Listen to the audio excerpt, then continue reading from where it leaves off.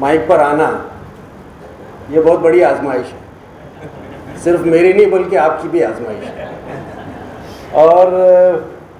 جناب والا نے اتنے خوبصورت انداز میں پھر آپ کی شاعری کا، پھر آپ کے فلسفے کا، پھر آپ کے ذہن کا، پھر آپ کی علمیت کا، پھر آپ کی ہندوستانیت کا جو نقشہ کھینچا ہے، وہ کئی مقالے پڑھ لینے کے بعد بھی اتنا ہم کشید نہیں کر سکتے، اتنا استفادہ نہیں کر سکتے جتنا اس ایک تقریر سے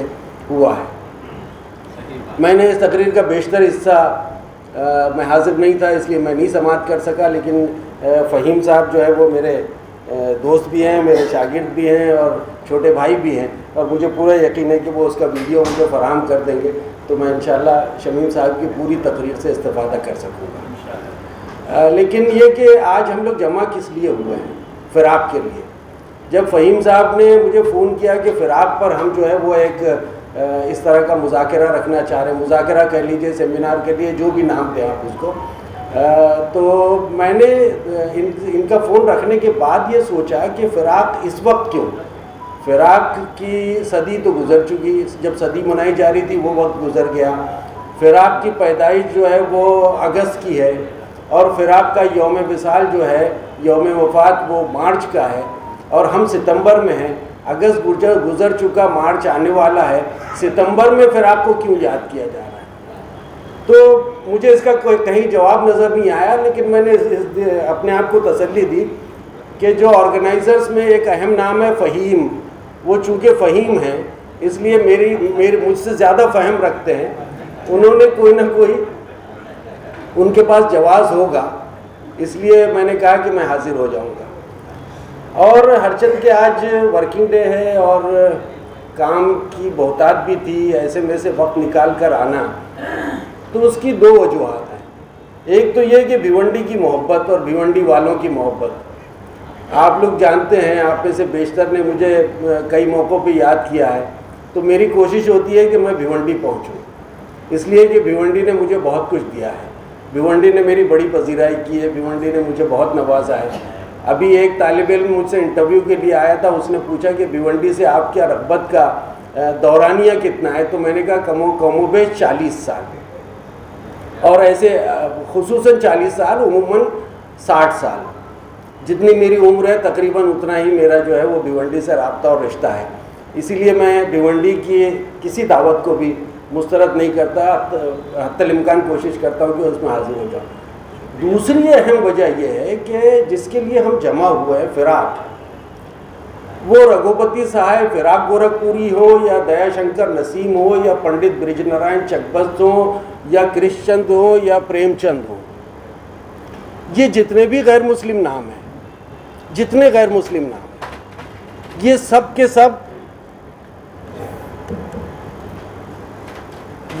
سب وہ ہندوستان میں اردو کے تحفظ کا ذریعہ بنے ہوئے ہیں. اگر یہ نام ہمارے پاس نہ ہوتے تو اس زبان کو پاکستانی گھوشت کرنے میں کوئی دقت نہیں ہوتی، یہ بنا دی جاتی. آج بھی آپ بین الاقوامی سطح پر دیکھیں، جتنے اردو کے ادارے ہیں وہاں پر غیر ہندوستانیوں کا قبضہ ہے، تو اس زبان کو بھی غیر ہندوستانی قرار دینے میں زیادہ دقت نہیں ہوتی. لیکن جب بھی ایسی کوئی بات ہوتی ہے، ایسی کوئی سازش ہوتی ہے، ایسا کوئی پروگرام مرتب کیا جاتا ہے، درمیان میں چکبست آ جاتے ہیں، درمیان میں فراق آ جاتے ہیں، درمیان میں پریم چند آ جاتے ہیں، اور ان کے خلاف مزاحمت کرتے ہیں کہ نہیں یہ ہندوستانی زبان ہے. تو ایسا شاعر جس نے ہندوستانی زبان، اردو کو ہندوستانی زبان کی سند دلوانے کے لیے اپنی پوری زندگی وقف کر دی، اس کے لیے اگر ہم جمع نہ ہوں تو پھر کس کے لیے جمع ہوں؟ یہ دوسری وجہ تھی جس کے لیے میں حاضر ہوا. فراق سے جو رشتہ ہے، جو قلبی لگاؤ ہے، اس کی کئی وجوہات ہیں.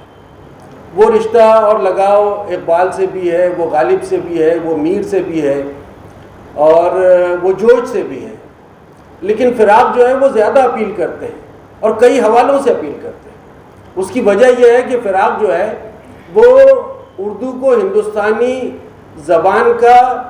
سرٹیفکیٹ دینے والوں ہی کے قبیلے میں شامل نہیں ہے، بلکہ انہوں نے اپنی شاعری میں بھی ہندوستان کو اس طرح سے سمو دیا ہے کہ اردو جو ہے وہ ہندوستانیت کی علم بردار بن کر ہمارے سامنے آتی ہے، ایک بات۔ دوسری بات یہ کہ جب بھی زبان کے معاملات سامنے آئے، آپ جانتے ہیں کہ فراق انگریزی کے پروفیسر تھے الہ آباد یونیورسٹی میں، انگریزی پڑھاتے تھے، انگریزی ادب پڑھاتے تھے، انگریزی کا بڑا درد تھا انہیں، انگریزی کا مطالعہ ان کا کافی وسیع تھا۔ اس کے بعد ان کا معاشرتی رشتہ جو ہے، خاندانی رشتہ، وہ ایسے لوگوں سے تھا، ایسے گھرانوں سے تھا جو ہندی بولنے والے تھے، سنسکرت آمیز ہندی بولنے والے تھے، اور ان کا جو فنی رشتہ تھا وہ اہل اردو سے تھا۔ گویا 3 زبانیں ان کی شخصیت کے ساتھ ساتھ چلتی تھیں، لیکن جب بھی اردو کی بات آئی انہوں نے ہندی والوں سے جھگڑا کیا، اس کے ہندی والوں سے لڑے، بلکہ ہندی کے لیے ایسے الفاظ استعمال کر لیے بعض اوقات جو ہم ان کو دہرانا نہیں چاہیں گے، اس لیے کہ حالات بدل گئے ہیں اور ہندی جو ہے وہ ہندوستان کی قومی زبان بن گئی ہے اور ہمارے لیے محترم ہے، اور ویسے بھی ہر زبان جو ہے وہ عظیم ہوتی ہے، محترم ہوتی ہے، لیکن فراق نے اردو کی محبت میں ہندی سے، اہل ہندی سے جھگڑا کیا اور انگریزی سے اردو کو فائدہ پہنچایا، یہ فراق۔ تو اس طرح فراق جو ہے وہ کئی حوالوں سے ہمارے دل میں بستے ہیں، اور ان کی شاعری جیسا کہ شمیم صاحب نے کہا کہ حسن و عشق کے ایسے پہلوؤں کو اجاگر کرتی ہے جہاں تک ہم پہنچ نہیں پاتے، اور ان کے لیے ایسے الفاظ استعمال کرتے ہیں اور ان الفاظ کے ذریعے ایسا احساس دیتے ہیں کہ شاید ہم پوری زندگی گزار دیتے، حسن و عشق کے درمیان رہتے ہوئے بھی پوری زندگی گزار دیتے، لیکن ہم اس مقام تک نہیں پہنچتے جہاں تک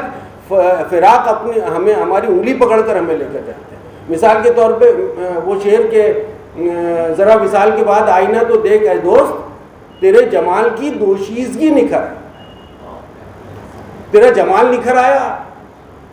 ہو سکتا تھا شعر، لیکن جمال کی دوشیزگی، تو جمال کی دوشیزگی جو ہے وہ آپ کو احساس کے کس معیار پر پہنچاتی ہے، کس بلندی پر پہنچاتی ہے۔ پہلے تو آپ سمجھیں گے کہ جمال کی دوشیزگی کیا ہوتی ہے، اور جب آپ اسے سمجھنے لگیں گے تو آپ جو ہے وہ اس مقام اور مرتبے پر پہنچیں گے جہاں بیٹھ کر فراق نے یہ شعر کہا۔ تو ایسے کئی احساسات سے ہمیں دوچار کرتے ہیں، اور وہ پورے ہندوستان کی گنگا جمنی تہذیب کے رچاؤ کے ساتھ میں وہ شاعری ان کے یہاں آتی ہے۔ پھر اسی طرح سے فراق ایک ہوئے جاتے ہیں زمان و مکان، فراق ایک ہوئے جاتے ہیں زمان و مکان، تلاش دوست میں بھی کہاں نکل آیا۔ تو تلاش دوست جو ہے وہ ہر شخص کی زندگی کا حصہ ہو سکتا ہے، لیکن یہ کہ ایسے مقام پر پہنچنا جہاں زمان و مکان ایک ہو جاتے ہوں، یہ فراق ہی ہمیں بتا سکتے ہیں کہ ایسا وقت بھی محبت میں آتا ہے، ایسا وقت بھی تلاش دوست میں آ سکتا ہے۔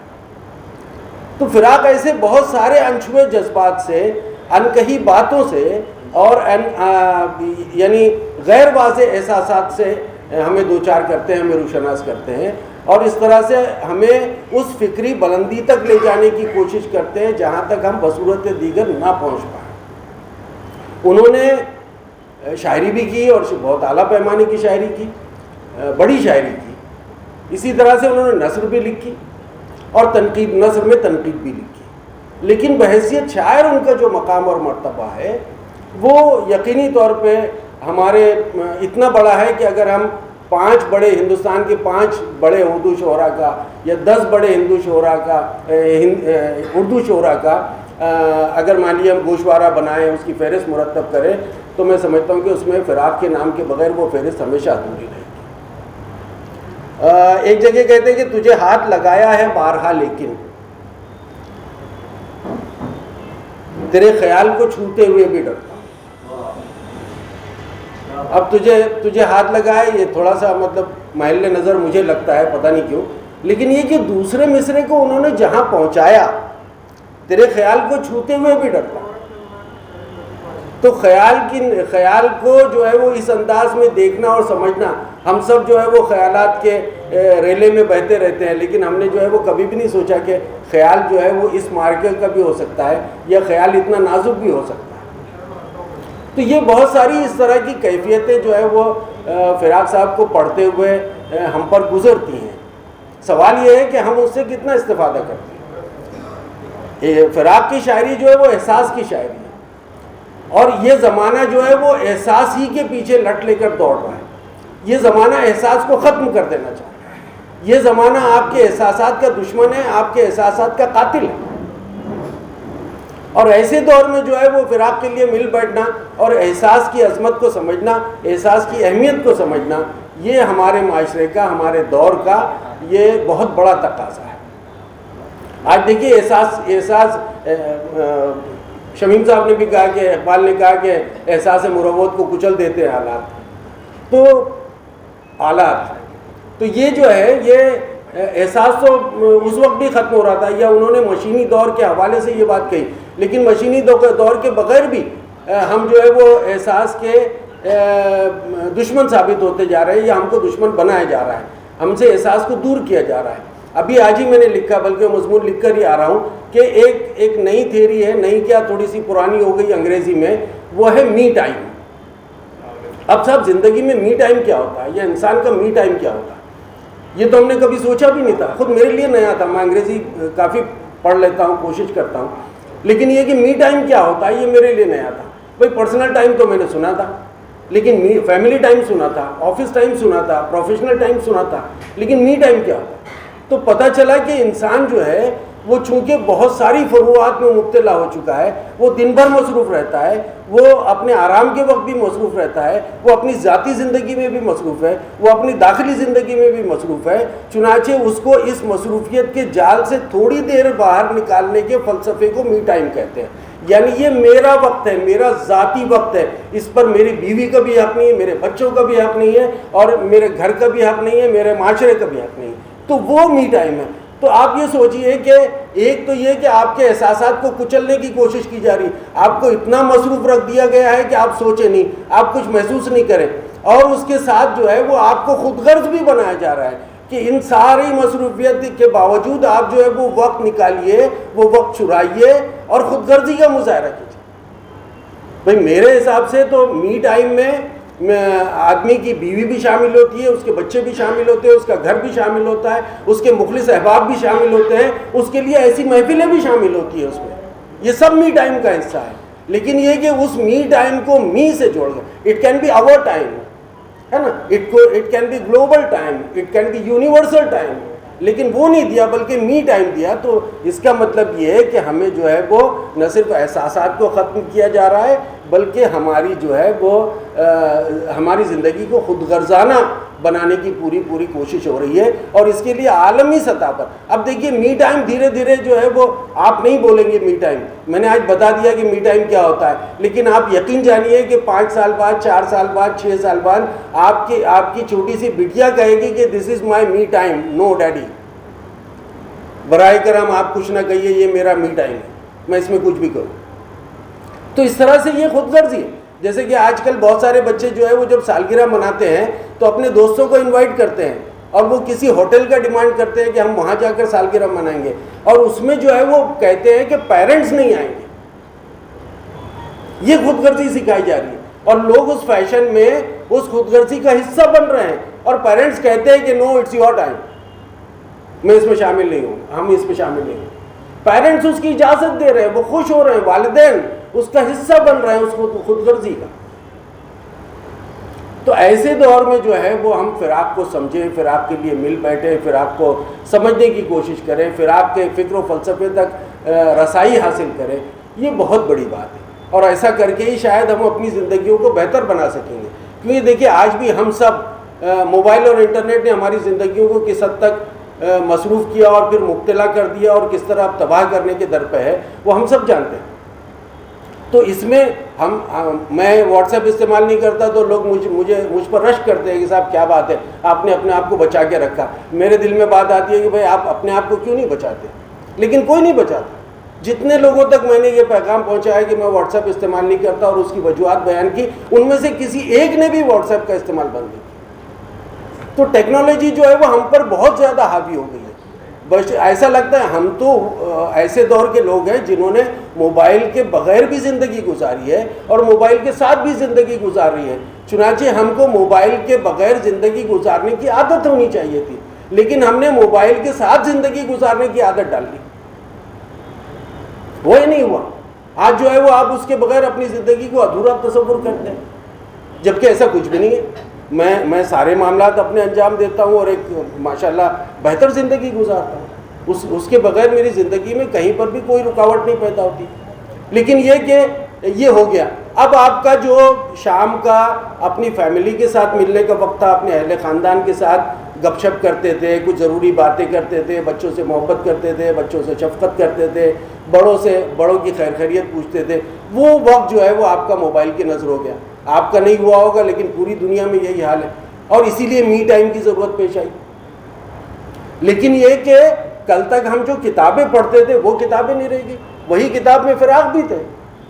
وہی کتابوں میں فراق کی شاعری تھی جو ہمیں بتاتی تھی کہ احساس، انسان کا احساس جو ہے وہ اس کی بہت بڑی دولت ہوتی ہے۔